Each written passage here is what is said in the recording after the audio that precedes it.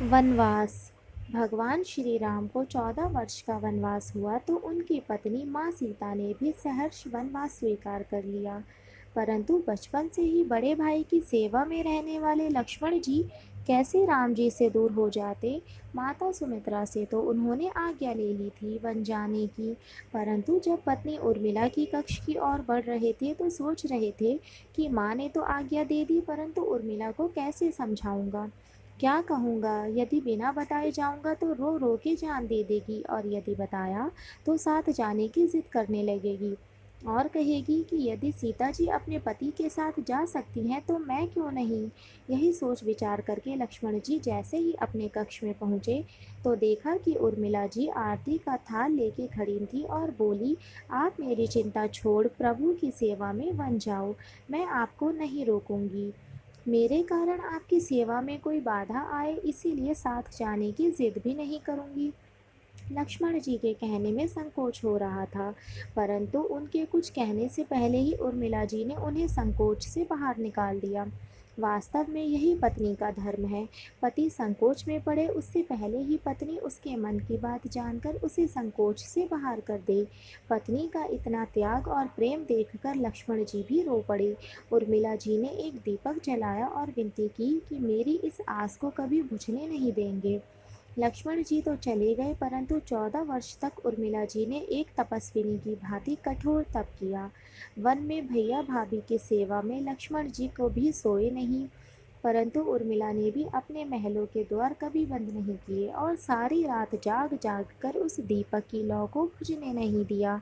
मेघनाद से युद्ध करते हुए जब लक्ष्मण को शक्ति लग जाती है और हनुमान जी उनके लिए संजीवनी का पहाड़ लेके लौट रहे थे, तो बीच में अयोध्या में भरत जी उन्हें राक्षस समझकर बाण मारते हैं और हनुमान जी गिर जाते हैं। तब हनुमान जी सारा वृत्तांत सुनाते हैं कि सीता जी को रावण ले गया, लक्ष्मण जी मूर्छित हैं।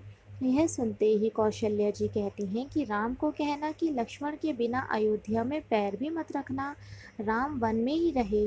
माता सुमित्रा कहती हैं कि राम से कहना कि कोई बात नहीं, अभी शत्रुघ्न है, मैं उसे भेज दूंगी। मेरे दोनों पुत्र राम सेवा के लिए ही तो जन्मे हैं। माताओं का प्रेम देखकर हनुमान जी की आंखों से अश्रुधारा बह रही थी, परंतु अब उन्होंने उर्मिला जी को देखा तो सोचने लगे कि यह एकदम शांत और प्रसन्न खड़ी हैं। क्या इन्हें अपने पति के प्राणों की कोई चिंता नहीं। हनुमान जी पूछते हैं, देवी आपकी प्रसन्नता का कारण क्या है। आपके पति के प्राण संकट में हैं, सूर्य उदित होते ही सूर्य कुल का दीपक बुझ जाएगा। उर्मिला जी का उत्तर सुनकर तीनों लोकों का कोई भी प्राणी उनकी वंदना किए बिना नहीं रह पाएगा। वे बोली, मेरा दीपक संकट में नहीं है, वो बुझ ही नहीं सकता। रही सूर्य उदय की बात, तो आप चाहें तो कुछ दिन अयोध्या में विश्राम कर लीजिए, ताकि आपके वहां पहुंचे बिना सूर्य उदित ही हो नहीं सकता। आपने कहा कि प्रभु श्री राम मेरे पति को अपनी गोद में लेकर बैठे हैं। जो योगेश्वर राम की गोदी में लेटा हो, काल उसे छू भी नहीं सकता। यह तो वो दोनों लीला कर रहे हैं। मेरे पति जब वन से गए हैं तब से सोए नहीं हैं, उन्होंने ना सोने का प्रण लिया था, इसीलिए वे थोड़ी देर विश्राम कर रहे हैं।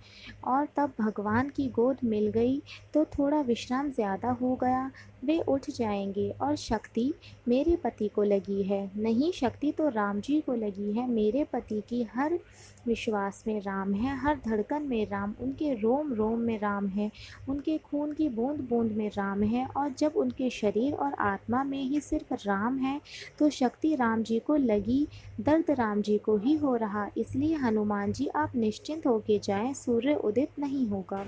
वास्तव में सूर्य में भी इतनी ताकत नहीं थी कि लक्ष्मण जी के जागने से पहले वो उदित हो जाते। एक पतिव्रता तपस्विनी का तप उनके सामने खड़ा था और मेघनाद को भी लक्ष्मण जी ने नहीं, अयोध्या में बैठी एक तपस्विनी उर्मिला ने मारा। राम राज्य की नींव जनक की बेटियां ही थीं, कभी सीता तो कभी उर्मिला।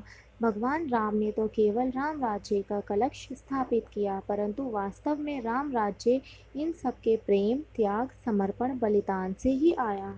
दोस्तों, ये वीडियो आपको कैसा लगा हमें कमेंट बॉक्स में लिखकर ज़रूर बताएं। वीडियो को लाइक करें, ज़्यादा से ज़्यादा शेयर करें और हमारे चैनल पर नए हैं तो चैनल को सब्सक्राइब करना बिल्कुल नहीं भूलें।